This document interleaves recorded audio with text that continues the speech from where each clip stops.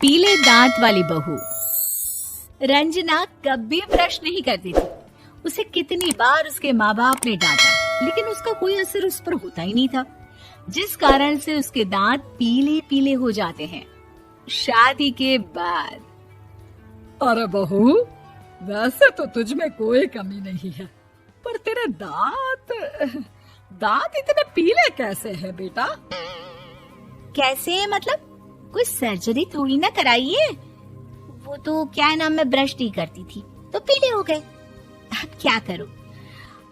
आप कहें तो लाल करवा लूं या फिर काले? यार ये क्या है, क्यों माँ से लड़ रही हो? लड़ रही हूँ? अरे मैं लड़ रही हूँ या ये बोल रही है कि दांत पीले हैं, पीले। अरे तपस्या थोड़ी ना की है इन्हें पीले करने के लिए। बकायदा ब्रश नहीं किया है 20 साल तक, तब जाकर। छी, कैसी बात कर रही हो? ये उस वक्त तो पीले नहीं थे जब हम लोग तुम्हें देखने आए थे। अरे तब साफ करवा लिया होगा डेंटिस्ट के पास जाकर। अब देखो कैसे पीले पीले लग रहे हैं। रंजना सास की तरफ गुस्से से देखती है। फिर शुरू हो गई पीले पीले पीले। अरे पीले तो तब भी थे जब मेरे हाथ का रसगुल्ला उड़ा उड़ा कर खा रही थी और बोल रही थी, लड़की नहीं गुणों का खजाना दे रहे भाई साहब आप। खैर, अब वो लोग करते भी तो क्या करते, पीले दांत वाली बहू पल्ले पड़ी थी तो झेलना तो था ही।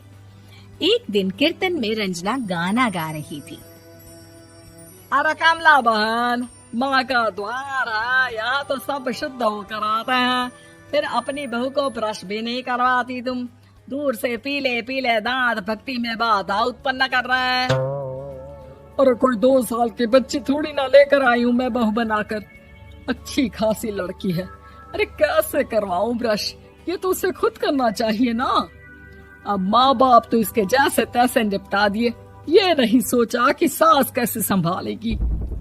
सास बहू को लेकर घर आ जाती है, लेकिन सोच लेती है कि अब इसे लेकर कहीं नहीं जाएगी। अगले रोज बहू कहती है, अरे क्या हो गया, मंदिर नहीं जाना क्या? कीर्तन का वक्त हो रहा है। मेरी मधुर वाणी से कान्हा जी जागते हैं और सोते हैं। आप तो जानती है ना उनकी भक्ति में कितना मन लगता है मेरा। वो क्या है ना, तबीयत ठीक नहीं लग रही है मेरी, आराम करूंगी मैं। तबीयत ठीक नहीं लग रही? अभी तो मिथुन के गाने पर नाच रही थी आप, और अब बोल रही है कि तबीयत ठीक नहीं लग रही।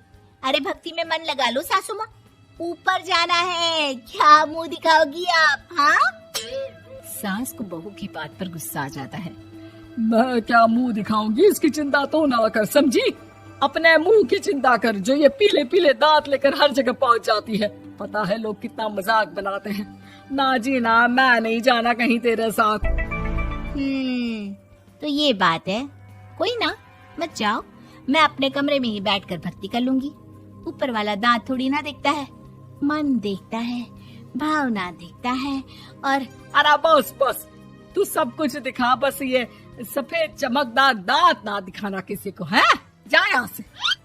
बहू को सास की बात का कोई फर्क नहीं पड़ता। वो तो जैसी थी वैसी ही रह जाती है। सुबह नहाकर किचन में खाना बनाना, फिर खाना खाना, कीर्तन भजन करना और सो जाना। एक दिन, माँ जी मैं सहेली के घर जा रही हूँ, शाम को लेट आऊंगी। हाँ, तो जाना, मैंने कौन सा तेरी आरती करनी है घर पर बैठकर। रंजना सहेली के घर जाती है, जहाँ वो पार्टी में जाने की तैयारी कर रही होती है। अरे शिखा, कहाँ जाने की तैयारी कर रही है? मैं गलत वक्त पर आ गई क्या? अरे नहीं यार, उल्टा सही वक्त पर आई है। मैंने ये साड़ी और ज्वेलरी निकाली है यार, शाम को इनके ऑफिस की एक पार्टी में जाना है। बताना कैसा लग रहा है ये सब? नहीं यार, इस ड्रेस के साथ तो वो वाली ज्वेलरी अच्छी लगेगी। हाँ, सही बोल रही है, मैंने ध्यान ही नहीं दिया। वैसे तो हमेशा से मस्त फैशन सेंस रखती है। तो बड़ा जाती होगी ना पति के साथ पार्टी में। रंजना कुछ नहीं बोलती, बस सोचती है कि यार काश ये बात सही हो जाती। पर मैं क्यों नहीं जाती पार्टी में? क्या इन लोगों की कोई पार्टी होती नहीं होगी? रंजना घर आती है और रात में पति से सवाल करती है, एक बात बताइए, आप मुझे किसी पार्टी में क्यों नहीं ले जाते? क्या आपके यहाँ ऑफिस में पार्टी नहीं होती? पति बेचारा क्या कहता कि दांत पीले हैं तुम्हारे इसलिए। अरे कोई पार्टी होती नहीं हम लोगों के ऑफिस में, तो कहाँ से लेकर जाऊं? और मार्केट, मॉल, कहीं वीकेंड घूमना, कहीं तो। अरे यार सारे हफ्ते में एक छुट्टी मिलती है, तो सोचता हूँ कि आराम ही कर लूं। क्यों? रंजना मन मार के रह जाती है।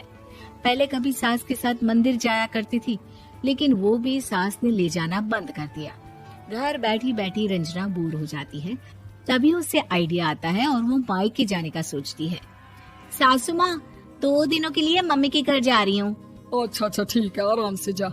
और हाँ, माँ से कुछ अच्छी आदत सीख कर आना कि कैसे शरीर के हर भाग की तरह दांतों की सफाई भी जरूरी होती है, समझी? शुरू हो गई ना आप। वो लोग आपकी तरह नहीं है कि छोटी छोटी बात का बतंगड़ बना दे। उन लोगों के लिए मैं मायने रखती हूँ, ना कि मेरे पीले पीले दांत।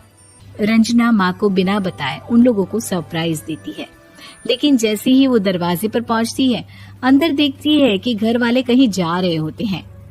अब माँ, काश रंजना दीदी के दांतों वाली प्रॉब्लम नहीं होती, तो वो भी हम लोगों के साथ चलती ना बुआ जी की बेटी की शादी में। हाँ बेटा, लेकिन अब उसे कौन समझाए कि उसको उसके पीले दांत नहीं दिखते, लेकिन उसके आसपास के लोगों को कितना एम्बैरेसिंग फील कराते हैं। मुझे तो कितनी बार उसके स्कूल की टीचर ने शिकायत की कि उसके साथ कोई लड़की बैठना भी नहीं चाहती, और ना ही कॉलेज में कोई उससे बात करना चाहता था। लेकिन पता नहीं क्यों उसे ये बात समझ में ही नहीं आती। कोई कमी नहीं है उस लड़की में, बस यही कि दांत पीले हैं। वो तो भला हो जीजा जी और उनकी माँ का, जो दीदी को जैसी है वैसे ही रखा हुआ है।